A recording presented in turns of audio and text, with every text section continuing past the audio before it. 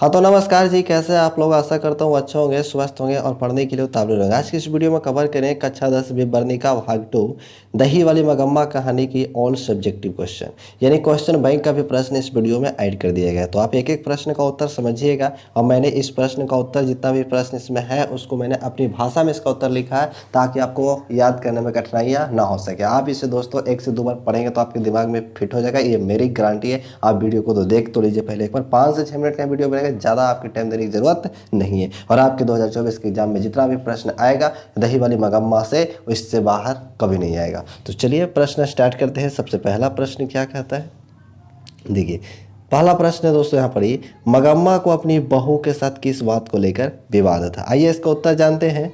मगम्मा की अपनी बहू नजम्मा के साथ पोते को लेकर विवाद था। यहाँ तक आप एक बार 2 बार दोहराइए। मगम्मा की अपनी बहू नजम्मा के साथ पोते को लेकर विवाद था। मगम्मा के बेटे को भी उसकी बहू अपने बस में रखना चाहती है, इसलिए दोनों में हमेशा विवाद होता रहता था। उत्तर बड़ा ही आसान है, आप इसे कॉपी पर एक नोट्स बनाइए कॉपी के, ठीक है, और उसको 1-2 बार पढ़ते रहिएगा। आपको हमेशा तरीका से समझ में भी आएगा, अच्छी तरीका से, और याद भी रहेगा। नेक्स्ट प्रश्न की ओर चलते हैं। नेक्स्ट प्रश्न देखिए क्या कहता है। नेक्स्ट प्रश्न है, रगप्पा कौन था और वह मगम्मा से क्या चाहता था। पहले जानिए रगप्पा था कौन। रगप्पा लंपट जुआरी था जो हमेशा जुआ भी खेलता रहता था और मगम्मा के पीछे पैसे के लिए पड़ा हुआ रहता था, यानी उसे कर्ज चाहता था। या देखिए आंसर है, रगप्पा मगम्मा के गांव का एक जुआरी व्यक्ति था। इसी को लंपट बोलते, बदमाश जुआरी। समझते जुआरी कैसा होता है, जो कुछ पैसे कर्ज मांगने के लिए मगम्मा के पीछे पड़ गया था। प्रश्न इसमें 2 ऐड है। पहला रगप्पा कौन था, तो आपको लिखना है रगप्पा मगम्मा के गाँव का एक जुआरी व्यक्ति था। फिर कहता हूँ वह मगम्मा से क्या चाहता था, तो कुछ पैसे कर्ज मांगने के लिए मगम्मा के पीछे पड़ गया था। बस इतना ही लिखना है, ज़्यादा ही लिखने की जरूरत नहीं है, ठीक। अगले प्रश्न देखिए। नेक्स्ट प्रश्न यहाँ पर है, बहू ने सास को मनाने के लिए कौन सा तरीका अपनाया। बहू ने सास को मनाने के लिए कौन सा तरीका अपनाया। आइए उत्तर जानते हैं इसका। नजम्मा अपनी सास मगम्मा को मनाने के लिए अपने बेटे को सास के पास भेज दिया। इसके बाद सास मान गए थे। यानी नजम्मा ने एक युक्ति लगाई कि क्यों ना हम अपने बेटे को दादी के पास ही भेज देते हैं, है ना, तो जिससे कि दादी खुश हो जाएगी। तो दादी के पास उनका पोता आया और बोला, दादी दादी मैं भी आपके साथ बाजार चलूँगा। इस तरीक़े से बातें करते करते दादी और पोता एक दूसरे में मिलजुल गए और विवाद निपट गया और मना लिया।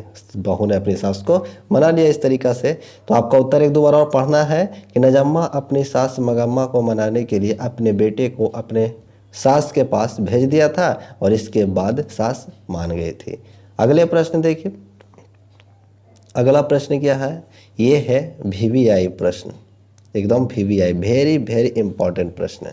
देखिए क्या कह रहा है, इस कहानी का कथावाचक कौन है उसका परिचय दीजिए। यानी इस कहानी को कथा के रूप में कहने वाले कौन थे। तो ये इसका उत्तर है, इस कहानी का कथावाचक मस्ती वेंकटेश अयंगार है। इनका जो शॉर्ट नेम था वो श्रीनिवास थे। कौन थे, श्रीनिवास का ही पूरा नाम है मस्ती वेंकटेश अयंगार। आप ऑब्जेक्टिव प्रश्न नहीं देखे तो जाकर देखिए, उसमें मैंने अच्छी तरीके से बता रखा है। जिनका जन्म 6 जून 1891 ईस्वी को कर्नाटक के कोलार में हुआ था। कर्नाटक के कोलार में होता और वह कन्नड़ साहित्य के सर्वाधिक प्रतिष्ठित रचनाओं में से एक है। उनका कविता, नाटक, आलोचना, जीवन चरित्र आदि सभी महत्वपूर्ण में योगदान दिए। सभी में क्या अपना योगदान दिए थे।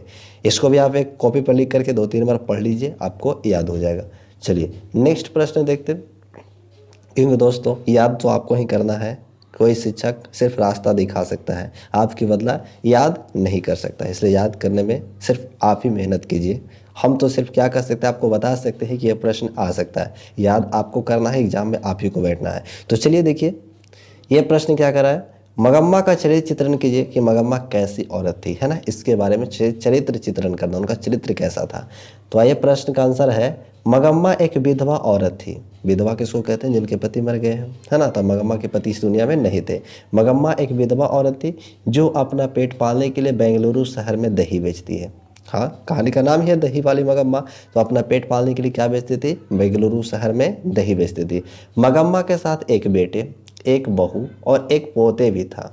मगम्मा की अपनी बहू नजम्मा के साथ अच्छे संबंध नहीं थे क्योंकि वो दोनों में हमेशा लड़ाई होते रहता था। वो दोनों मगम्मा के बेटे पर अपने अधिकार को लेकर लड़ते झगड़ते रहते थे। मगम्मा कहती थी कि मेरा बेटा है, और नजम्मा उसकी बहू कहती थी मेरा पति है। दोनों अपने अधिकार को लेकर क्या करते थे? लड़ते झगड़ते रहते थे। तो प्रश्न का उत्तर कैसा रहा? अगर अच्छा लग रहा है कि प्रश्न का उत्तर बहुत ही बेहतर है तो आप वीडियो को लाइक करके चैनल को सब्सक्राइब जरूर करें। तो चलिए अगले प्रश्न देखते हैं। इसमें 8 प्रश्न को ही सिलेक्ट किया गया है। 6ठे नंबर प्रश्न है दोस्त, यहाँ पर देखिए 6ठा प्रश्न क्या है? दही वाली मगम्मा कहानी का सारांश प्रस्तुत कीजिए। ऐसे तो सारांश जल्दी आपको पूछता नहीं आजकल, लेकिन आपके लिए बेहतर है क्योंकि आपकी नॉलेज भी तो होना चाहिए। देखिए क्या है? यह कहानी एक विधवा औरत मगम्मा की है जो अपना जीवन यापन करने के लिए गांव से 3 मील दूर दही बेचने जाती है ना। यह कहानी एक विधवा औरत मगम्मा की है जो अपना जीवन यापन करने के लिए गांव से 3 मील दूर दही बेचने जाती है। इस कहानी के मुख्य पात्र मगम्मा का एक बेटा, यानी कहने का मतलब ये कहानी जो कहा गया मगम्मा पर, उनका एक बेटा है, एक बहू और एक पोता है। मगम्मा दही बेचकर जो भी पैसे कमाती है उसका उपयोग घर के कार्य में करती है। परंतु एक दिन उसकी बहू नजम्मा के साथ उनका विवाद हो जाता है। यानी जो थोड़ा होता है ना कि घर में सास बहू में हमेशा लड़ाई होता रहता है, जिसके कारण मगम्मा अलग खाना बनाकर खाती है। कुछ देरी की लड़ाई होता है, बाकी तो सिर्फ वैसा ही रहता है क्या कि सास बहू में झगड़े होते रहते हैं। आइए आगे देखते हैं।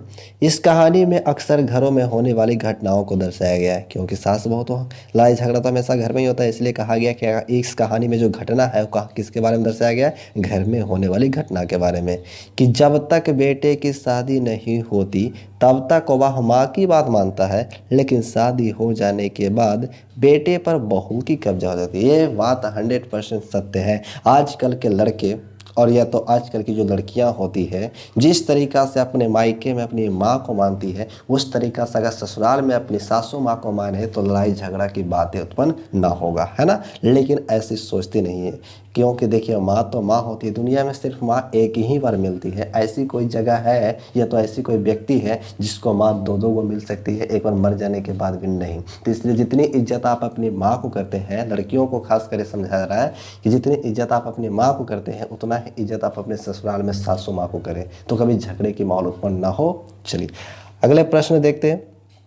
अगला प्रश्न क्या है? अगला प्रश्न है दोस्त यहाँ पर, रंगप्पा कौन था? रंगप्पा कौन था, है ना। तो बताया था हमने क्या कि रंगप्पा एक मगम्मा के गांव का जुआड़ी व्यक्ति था। यहाँ देखिए रंगप्पा मगम्मा के गांव का एक बदमाश व्यक्ति, बदमाश उसे वो कहते हैं जो दिन भर आवारा की तरह घूमता रहता है। और वह बड़ा शौकीन तबीयत का है और वह कभी कभी जुआ भी खेलता। शौकीन तबीयत यानी हमेशा स्टाइल में रहने वाला व्यक्ति है। ये जो कहते हैं ना उसको तुम थोड़ा सा घूमने फिरने में, थोड़ा कपड़ा पहनावा वहनावा सारे स्टाइल में शौकीन तबीयत का एकदम है। और कभी कभी जुआ भी खेलता था।